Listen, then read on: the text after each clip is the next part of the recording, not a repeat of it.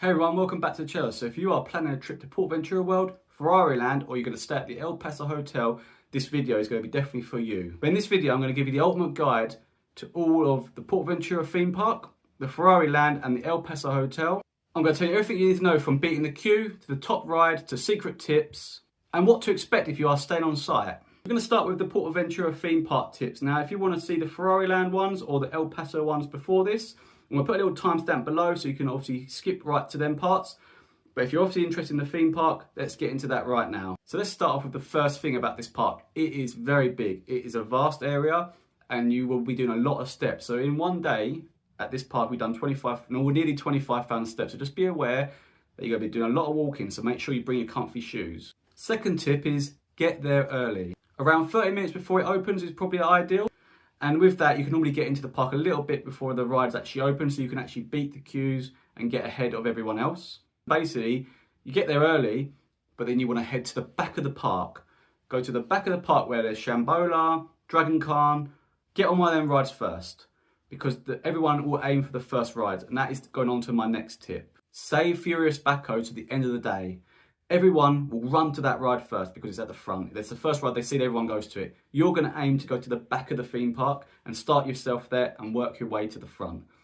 By the end of the day, Furious Baco, the queues are down to like 30 minutes, 40 minutes, and you can get on there.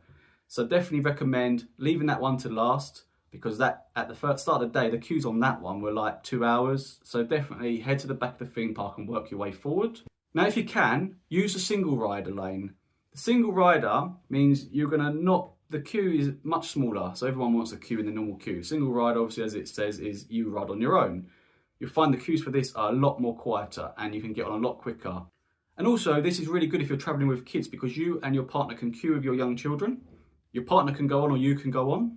And then when you're done, you come off, you join the queue, you pick up your kids, you can exit the ride and your partner can go on, and you don't need to rejoin the queue. So you can both get on the ride very quickly. Now, going on about queues, so the queue times in this theme park are massive. You can see rides up to 2 hours long most of the day through. And now, we went in October, we was just before the half term, and the queue times were still 1 hour and a half, 1 hour 50 minutes, sometimes over 2 hours. So you just need to bear that in mind. So like I was saying, the queue times for this theme park, they can be very big. Now, obviously, some of the queues can be an hour and a half, hour and 50 minutes, some are over 2 hours. Now, what I recommend as my next tip is buy express passes. Express passes are game changers for this theme park, because you don't want to be queuing for that long. You can get on the rides in 5 minutes express pass, and to be honest, I don't think they're actually a bad price. So definitely look into express passes when you're there. We did 2 different express passes and you can use them for 2 days continuously, so you've got 2 days overlap. So if you want to do a few rides on the first day you're there, the second day you could literally use them again and you've still got some rides left over to do the fast pass. There's a few different options. You can do an unlimited one. What we did was the 10 ride express pass, which I used, and then my daughter used the 5 one, which is more for the smaller rides. Now, if you are staying at a hotel, I recommend buying those express passes if you're going to get them in the hotel. You'll find in the actual theme park and on the app, they are slightly more expensive. With the hotel, they are a little bit cheaper. And I believe the hotel ones are the only ones that do the 2 consecutive days. I'm not sure if the ones in the theme park do, so it's something to check out. So if you are staying at a hotel, definitely recommend buying them in the hotel on the machines that they have. So just a quick note on the Express 10 pass, just while I'm on talking about the Express passes and stuff. It gives you 10 rides, but there's only 8 rides listed. Now, we thought we could use it, you know, the second ride we want to go on, say we want to go on Shambola again, or we want to go on Furious Baco again, we could. That's not the case, it won't let you.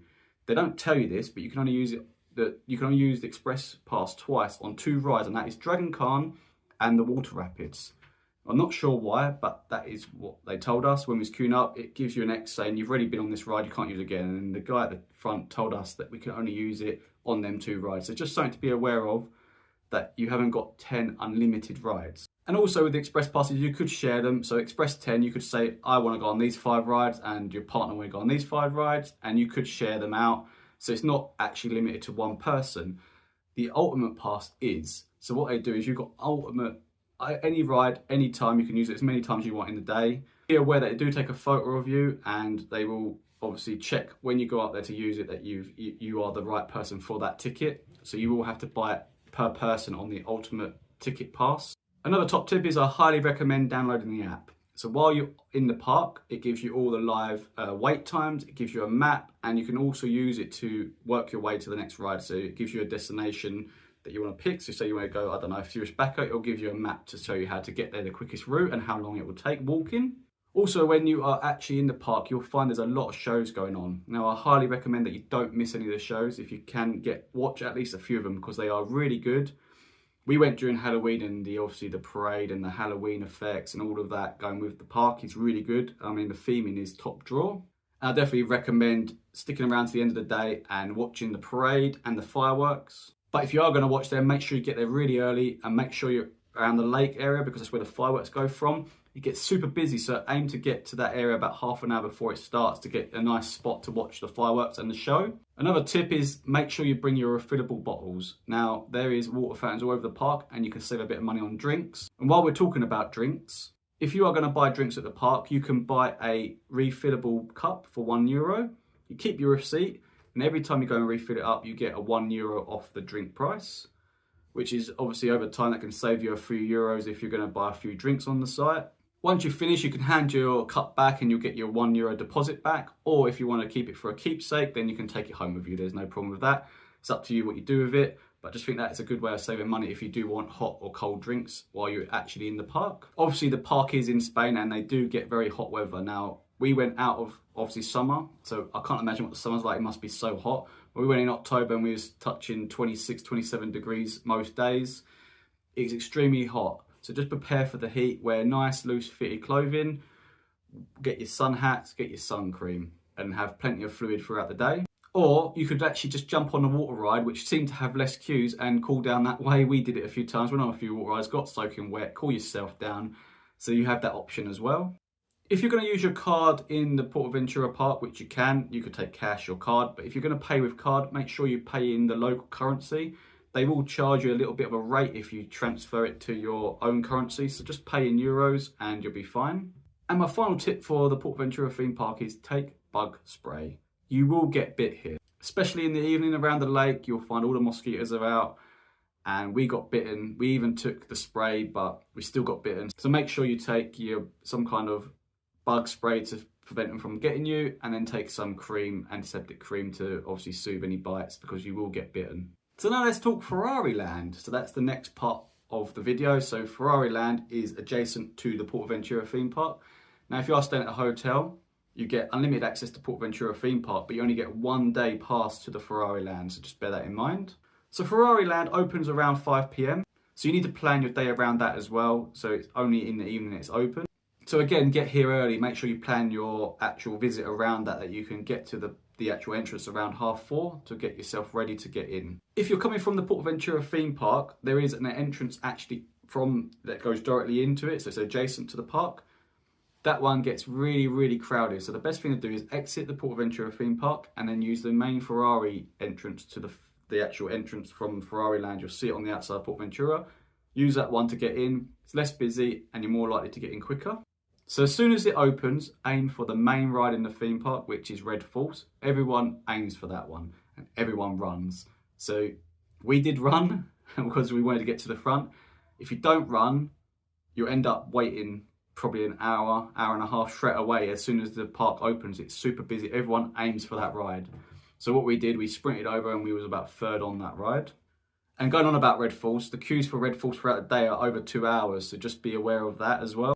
And that goes on to the next thing, express passes. I 100% recommend express passes in Ferrari Land. They're not expensive, really, compared to the PortAventura ones. They're a lot cheaper.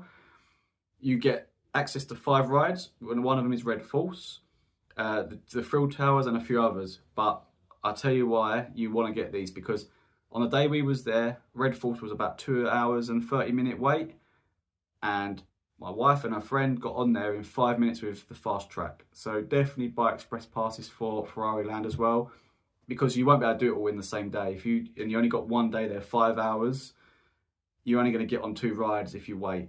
So by cutting the queues out with the express passes, you can do the whole theme park in them 5 hours. And going on about Red Force again, if you're feeling brave, I highly recommend sitting in the front. It is an absolute game changer for the ride. It makes it feel so much faster. You have to wear goggles, which I'll put a little picture of us up there. But yeah, it makes the ride feel so much more extreme, and we rode it at night, which is a good option that you can ride at night because you are obviously in the park at a later time. And also the park is actually very good for kids too. There's a few little rides in between Red Falls, there's a roller coaster, there's a few rides, the kids really enjoyed it, so it's still good for kids here. And if you are staying at one of the hotels, you can dine around, which I'll go a little bit more detail when I talk about the El Paso Hotel, but you can eat in Ferrari Land, which you will need to, because obviously the time you're in Ferrari Land is in the evening, so you're going to have to plan your dinner around that as well. So at the front, as you go in, there's like a big Ferrari Land building, and there's two simulator rides in there, Flying Dreams and Racing Legends, I believe. And these rides are not the best. They're a little bit... Racing Legends is a little bit naff, Flying Dreams is a little bit better, but you'll find the queue times for these are well over an hour. Now, if you haven't got express passes for these, don't queue for them at start. Make sure you wait to around 9:15, 9:30, just before the park's shutting, and the queue times will be down to the last 5 minutes queues. And I definitely recommend waiting until later on in the evening to go on these if you do want to go on a type of simulator ride. But they're not the best, so I definitely don't recommend queuing for over an hour for these rides. So my last little tip about Ferrari Land is the thrill towers. There's two of them. Now you'd think they're both the same, but they're not. One sort of shoots you up and then drops you all of a sudden, and the other one takes you up slowly and then drops you. Now, they don't tell you that these are different. You only find out once you go on them. The one on the left we thought wasn't that great. It just sort of shoot you up and then down. It didn't really do much. The one on the right hand side is definitely a lot better. It takes you up and then it drops you. So if you get a choice, I recommend going on the right hand side. But if you can go on both sides, then you might as well just try both. And obviously if you've got express passes, then you're going to get on there quickly anyway. And then you can say, I want to go on the right side, and you can pick what one you want to go on.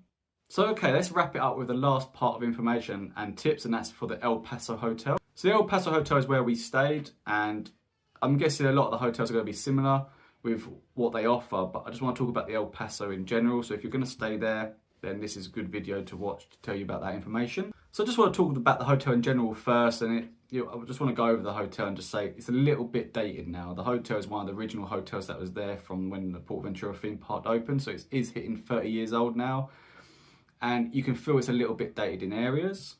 But honestly, it's a great value hotel if you think about comparing it to the other prices of the other hotels on site. It's one of the cheapest. So you've got to take that into consideration when you're booking PortAventura as a package. You want to try and get the best value, and El Paso definitely offers that.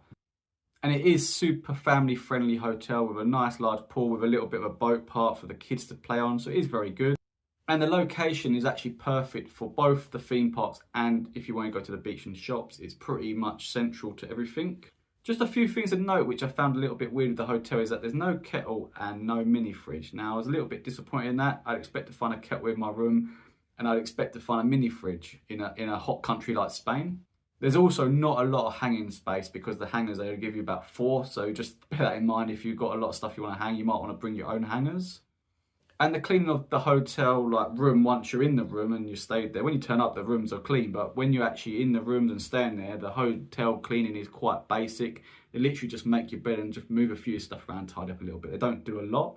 But overall, for the price, it's definitely a solid choice if you're looking to stay here while you're at PortAventura. And now let's go on to a few of the hotel tips just to give you an idea of, if you're staying here, what the little tips are around this hotel. So you're going to need to book your breakfast and dinner, and you can do that via the hotel. There's an app for the PortAventura, so you can do it through that, or they give you a QR code that you can scan and you can pick your breakfast. So they have different timings, like different slot timings that you can book to for the hour, every hour. So they got I think it was 8 till 9, 9 till 10, 10 to 11, and you could pick your timings. And then the same for dinner. You could sit in dinner and you had the 7:30 to 8:30, 8:30 to 9:30, 9:30 to 10:30, and so on like that. And you could pick the slot that you wanted. So if you are eating in the hotel, then I definitely recommend getting there early. It gets busier, there's less food choices the later it goes on. So definitely go for the first sit-in for dinner, definitely. Breakfast, you can get away with the 2 sittings, but you'll find the last sitting, which is the 10 to 11, or that's 10:50, something like that. It's very busy and you're queuing to get in, and the food choices are very limited by then. And also the buffet is very repetitive. Most of the days are much the same, so just bear that in mind if you are coming to this hotel. And obviously if you're on half board as well, you can dine around with this. So I don't know if many people are aware of this, but you could dine around at different hotel or in the PortAventura theme park or actually in Ferrari Land. So you have the option of that as well. So one of the options on the dine around is the Gold River Hotel, that you can go to their restaurant and try it out. Now, when you go in there, reception don't really tell you how to get there very easy. They say, oh, you go through the theme park. But if the theme park is closed like it was for us, then you need another way of walking. Now, the sat-nav tells you to walk around the hotel. The walk to this hotel is not that safe because there's no actual dedicated walking area and you're just basically walking on the road. It's about a half an hour walk as well. So I definitely recommend, if you're going to go there, get a cab. Cab is about 14 euros to go there. So you are looking at like 30 euros to go there and back if that is something you planned.